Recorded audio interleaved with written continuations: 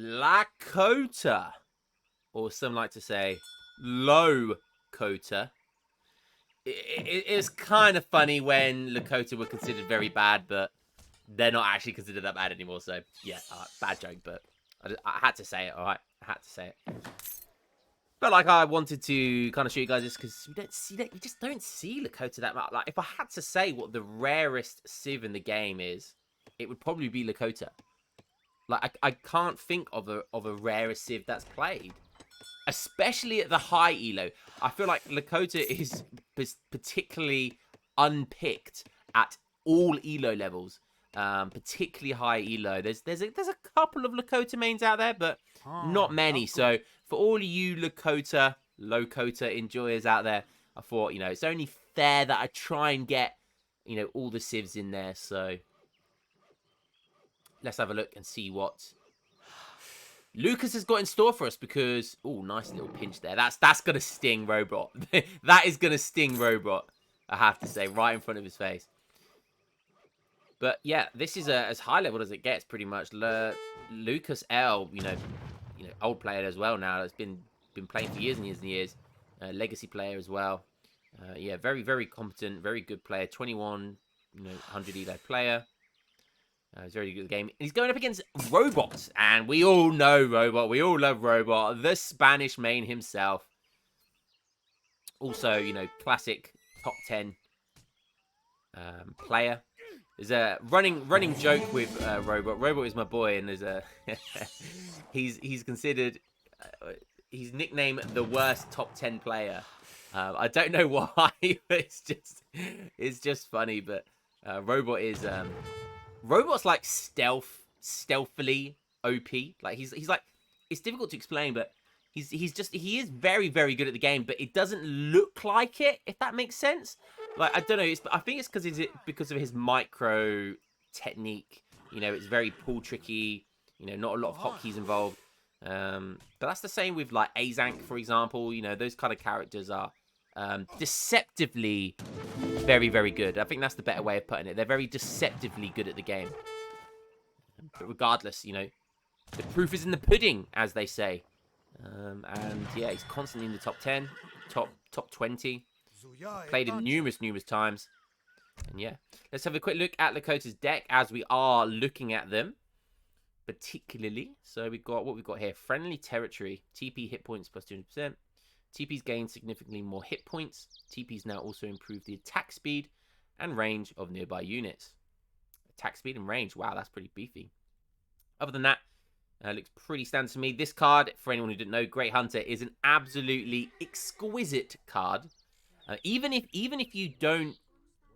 use it early, it's still 20% faster from hunted animals and 10% of all food you've gathered. Like, it's always going to give a couple hundred resources at least. And just using it to get that 20% kind of extra gather rate, is a good eco as well. So don't be afraid to use that card just because you don't get much resources. Don't be afraid to use that even as your first card in Age 2. I have seen top players do that. We've got Earth Bounty here. 2.5 gold trickle and estates by plus 20%. We've got North America Trade.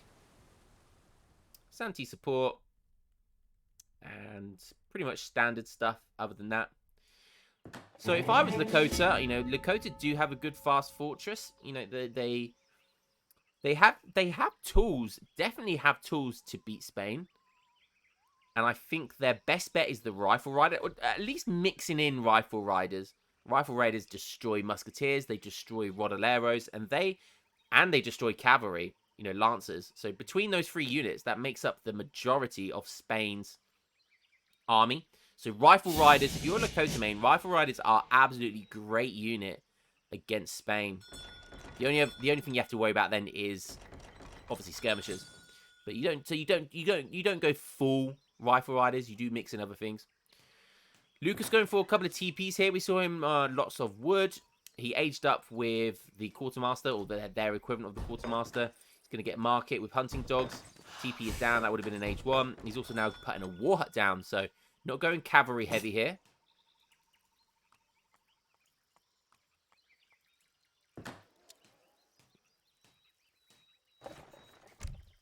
Decent age up time for him. Rohbrot looking like his age are quite slow there, actually. Let's have a look over he was doing. I think it's very, yeah, very predictable what Rohbrot's going to do. Interesting, he has 4 villagers in here. Going for 700 wood. Rohbrot has a different style to my Spain. I have to say, I'm kind of a Spain main these days. I do try and play lots of civs, but Spain are definitely my favourite civ at the moment. They're just so fun with what you can do. The revolts are, you know, I'm a revolt enjoyer. I love revolting, and Spain is definitely one of the best civs to do that with. There comes the 700 gold.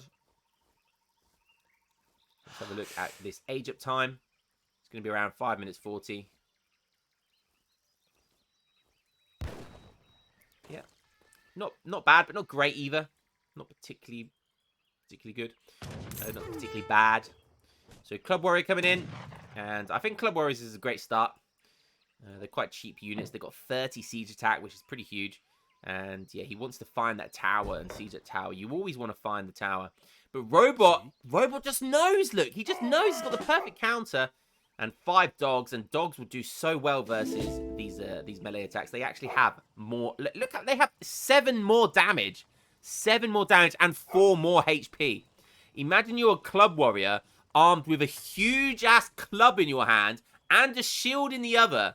And some mangy mutt has better statistics than you. You'd be pretty mad, right? You would be pretty pissed off. I'd be like, come on. That is one steroid-fueled dog. But underneath the tower, he's waiting for his moment as well. Going to fight underneath the tower. That's going to add to the damage done. As soon as he loses one, he's going to put some straight in queue again. And because he aged it with the 700 gold, he can just keep on making them, Pop goes the weasel. 5 more dogs coming in. Boom! Look at these guys. But there are a load of Seaton Bowmen behind this, so maybe those dogs are slightly bit of a waste. He just wants to be able to keep this outpost alive for as long as possible. And that also means he wants to keep the barracks alive as possible. Because once that tower goes down, you know he's going to go here. It's all about keeping that outpost alive. If you can keep the outpost alive, he gets the units from the age up popping right out there. He gets all his future shipments. So it's just really important to keep that tower up.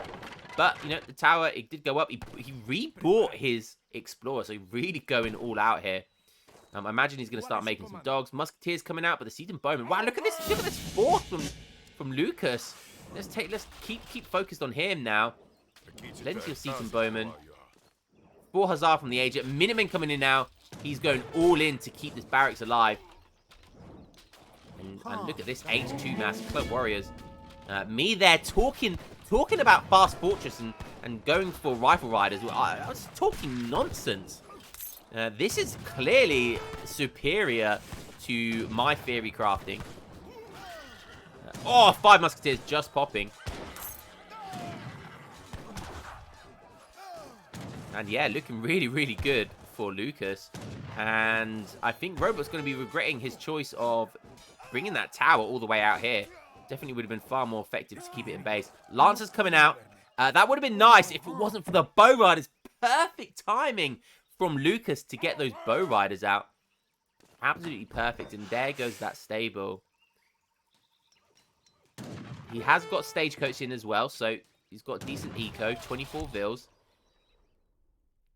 The cards he's gone for looks like it was 700 wood into 7 Seaton Bowmen into 4 Axe Riders, 700 gold, which he is shipping now. Just in case you guys wanted to know what the build order was. And yeah, just massing Seatons, massing clubs, now massing Bow Riders, which is a really safe option. I feel like going bow clubs is a really good bet versus that early, late H2, early H3 Rohbrot.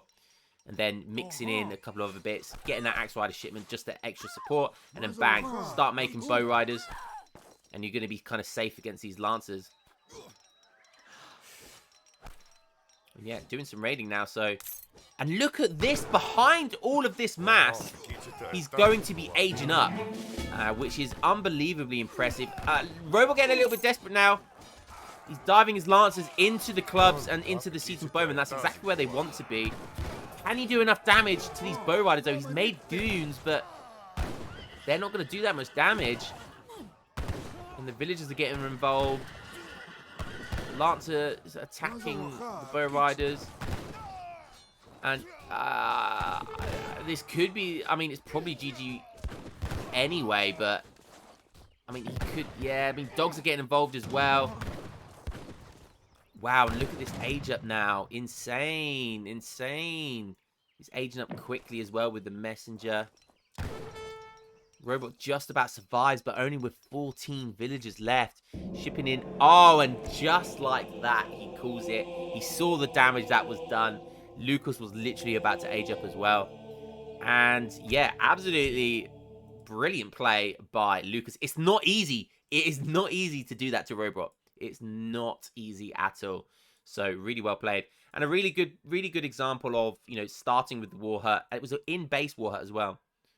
Going for Club Warriors to begin with, take down the outpost, make a load of Setons. Absolutely beautiful play. Let's have a look at his deck. So 3 Vills into 700 wood, I believe. Yeah, so it would have been 3 Vills, 700 wood. 7 Seaton Bowmen, they came first. Then he shipped 4 Axe Riders. Then he shipped 700 gold. And he started producing units from the corral. Had the option, you know, didn't have to be 700 gold, could be 700 wood. So once you ship 700 wood, you can do whatever you want. So 700 wood comes in. You know, that's going to be all the wood you need for all of your units, right? So you don't need to put anyone on wood. You just ship that 700 wood. You put all your villagers on food. You just spam units out like crazy. Bang, 7 Setons. Bang, 6 clubs. Bang, 4 Axe Riders. Bang, 2 Dakota soldiers. And that would have been good as well this game. That would have been absolutely great this game as well. Don't forget he did go for the stagecoach, and that's what the 700 wood helped with. Got 2 TPs in transition. Aged up with wood as well. So just limiting his villagers having to be on anything other than food. And great game. Great rush. Great rush by Lukas. That's the power of the Lakota rush. There you have it. Didn't know the outcome, but pleasantly surprised. My boy Rohbrot, I'm sure, will bounce back. But hope you guys enjoyed that one. And I'll catch you in the next one. I will just leave the village account and all resources gathered, because I know sometimes you guys like to see that. And I'll catch you guys in the next video. Cheers, boys. Peace.